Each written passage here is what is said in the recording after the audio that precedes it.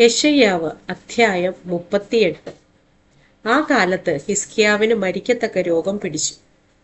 ആമോസിന്റെ മകനായ യെശയ്യാ പ്രവാചകൻ അവന്റെ അടുക്കൽ വന്ന് അവനോട്, നിന്റെ ഗൃഹകാര്യം ക്രമത്തിലാക്കുക, നീ മരിച്ചു പോകും, സൗഖ്യമാകയില്ല എന്ന് യഹോവ അരുളിച്ചെയ്യുന്നു എന്ന് പറഞ്ഞു. അപ്പോൾ ഹിസ്കിയാവ് മുഖം ചുവരിന്റെ നേരെ തിരിച്ചു യഹോവയോട് പ്രാർത്ഥിച്ചു.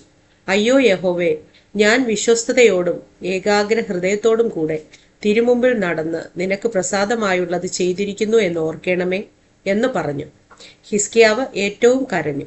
എന്നാൽ യെശയ്യാവിന് യഹോവയുടെ അരുളപ്പാടുണ്ടായതെന്തെന്നാൽ, നീ ചെന്ന് ഹിസ്കിയാവോട് പറയേണ്ടത്, നിന്റെ പിതാവായ ദാവീദിന്റെ ദൈവമായ യഹോവ ഇപ്രകാരം അരുളിച്ചെയ്യുന്നു, ഞാൻ നിന്റെ പ്രാർത്ഥന കേട്ടു, നിന്റെ കണ്ണുനീർ കണ്ടിരിക്കുന്നു. ഞാൻ നിന്റെ ആയുസ്സിനോട് 15 സംവത്സരം കൂട്ടും. ഞാൻ നിന്നെയും ഈ നഗരത്തെയും അശൂർ രാജാവിന്റെ കയ്യിൽ നിന്ന് വിടുവിക്കും.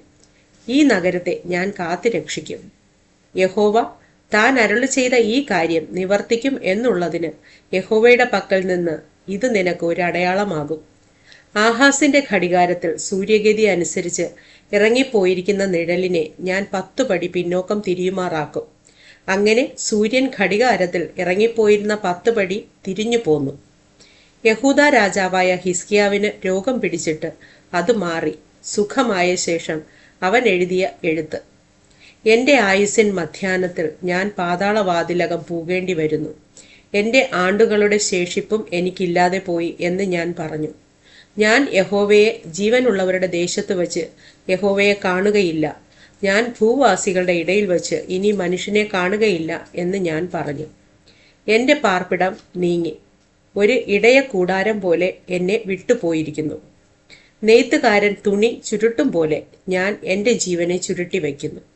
അവൻ എന്നെ പാവിൽ നിന്ന് അറുത്തു കളയുന്നു. ഒരു രാപ്പകൽ കഴിയും മുമ്പേ നീ എനിക്ക് അന്തം വരുത്തുന്നു. ഉഷസ്സു വരെ ഞാൻ എന്നെ തന്നെ അടക്കിക്കൊണ്ടിരുന്നു. അവനോ സിംഹം പോലെ എൻ്റെ അസ്ഥികളെയെല്ലാം തകർത്ത് കളയുന്നു. ഒരു രാപ്പകൽ കഴിയും മുമ്പേ നീ എനിക്ക് അന്തം വരുത്തുന്നു. മീവൽ പക്ഷിയോ കൊക്കോ എന്ന പോലെ ഞാൻ ചിലച്ചു. ഞാൻ പ്രാവ് പോലെ കുറുകി. എൻ്റെ കണ്ണ് ഉയരത്തിലേക്ക് നോക്കി ക്ഷീണിച്ചിരിക്കുന്നു. യഹോവേ, ഞാൻ ഞെരുങ്ങിയിരിക്കുന്നു, നീ എനിക്ക് ഇട നിൽക്കണമേ. ഞാൻ എന്തു പറയേണ്ടു? അവൻ എന്നോട് അരുളി ചെയ്തു, അവൻ തന്നെ നിവർത്തിച്ചും ഇരിക്കുന്നു. എൻ്റെ മനോവ്യസനം ഹേതുവായി ഞാൻ എൻ്റെ കാലമൊക്കെയും സാവധാനത്തോടെ നടക്കും. കർത്താവേ, അതിനാൽ മനുഷ്യർ ജീവിക്കുന്നു, എൻ്റെ ജീവനും കേവലം അതിലത്രേ. അങ്ങനെ നീ എന്നെ സൗഖ്യമാക്കി എൻ്റെ ജീവനെ രക്ഷിക്കും. സമാധാനത്തിനായി എനിക്ക് അത്യന്തം കൈപ്പായത് ഭവിച്ചു. എങ്കിലും നീ എൻ്റെ സകല പാപങ്ങളെയും നിന്റെ പുറകിൽ എറിഞ്ഞു കളഞ്ഞതുകൊണ്ട് എൻ്റെ പ്രാണനെ നാശക്കുഴിയിൽ നിന്ന് സ്നേഹത്തോടെ രക്ഷിച്ചിരിക്കുന്നു. പാതാളം നിന്നെ സ്തുതിക്കുന്നില്ല, മരണം നിന്നെ വാഴ്ത്തുന്നില്ല. കുഴിയിൽ ഇറങ്ങുന്നവർ നിന്റെ വിശ്വസ്തതയെ പ്രത്യാശിക്കുന്നുമില്ല. ഞാൻ ഇത് ഇന്ന് ചെയ്യുന്നത് പോലെ ജീവനുള്ളവൻ മാത്രം നിന്നെ സ്തുതിക്കും. അപ്പൻ മക്കളോട് നിന്റെ വിശ്വസ്തതയെ അറിയിക്കും. യഹോവ എന്നെ രക്ഷിപ്പാൻ ഒരുങ്ങിയിരിക്കുന്നു. അതുകൊണ്ട് ഞങ്ങൾ ജീവപര്യന്തം യഹോവയുടെ ആലയത്തിൽ തന്ത്രിനാദത്തോടെ എൻ്റെ ഗീതങ്ങളെ പാടും.